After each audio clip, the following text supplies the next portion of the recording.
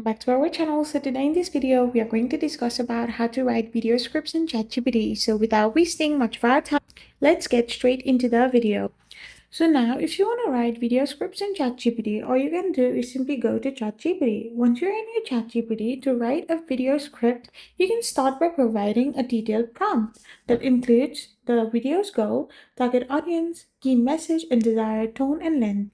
Once you have written your prompt, you can simply tap on the send button, and now ChatGPT will generate the script itself. It will use a common structure like a hook, introduction, body, and conclusion with a call to action to define it.